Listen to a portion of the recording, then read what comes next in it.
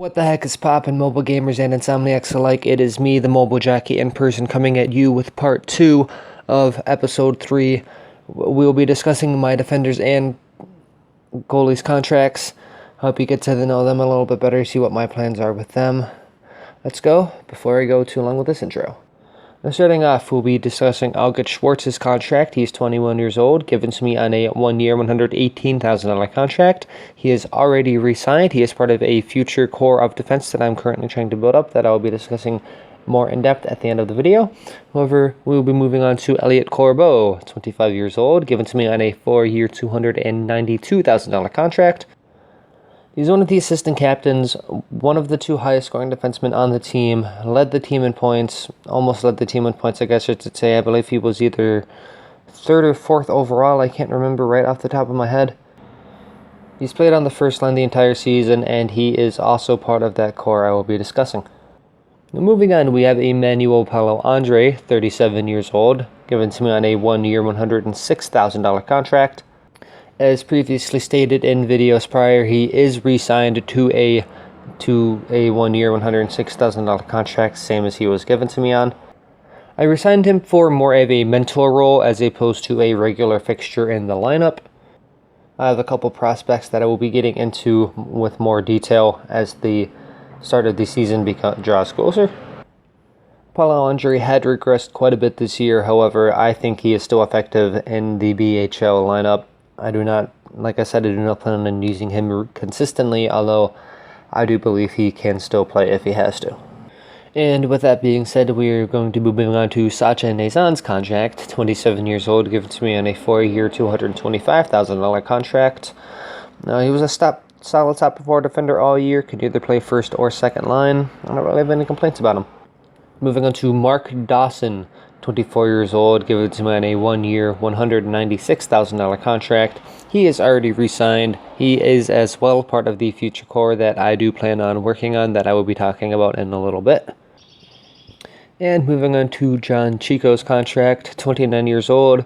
I picked him up on the waiver wire on a 3-year, $120,000 contract. He played okay, I thought. I'm looking to improve on his spot. I don't really have anybody at the moment who I feel like could.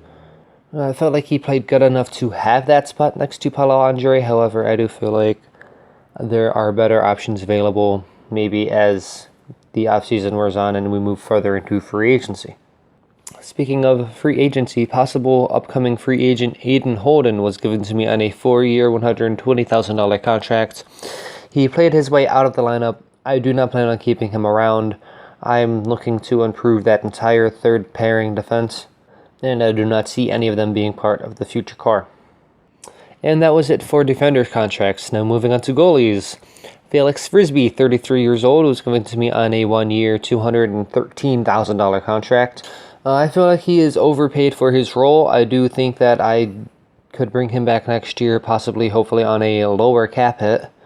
I plan on starting negotiations with him soon, and hopefully that all goes well. And moving on to Richard Guzan, given to me on a 1-year, $450,000 contract. He's the highest paid player on the team, played his way into the healthy scratch role. I will not be re-signing him personally. I do not see him even as a backup next year, even if Frisbee does not re-sign.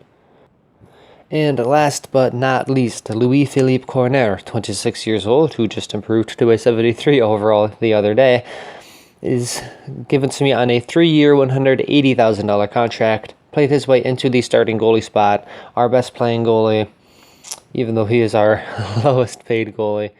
I do plan on keeping him around for some time to come.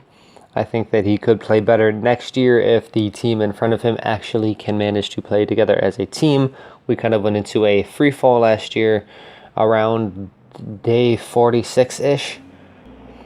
We went on to a free fall around day 26 and did not start coming out of it until about day 49. I am expecting improvements next year over this season.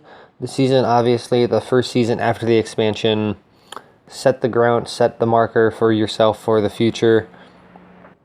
I didn't want to set it too high for ourselves, however, I do not think we achieved what we could have this season. Although I do feel like that does partially have to do with me, with the trades. After the trades went down, that's really when the team started to go into free fall, even though I traded more depth pieces than star pieces. However, I do plan on keeping the relative same squad around next season, so everyone already has half a season playing with each other. They'll be able to grow on that teamwork next year, and hopefully we'll be able to make something out of ourselves. This was the Mobile Jockey with part 2 of episode 3, Contract Talks. I will see you in the next one.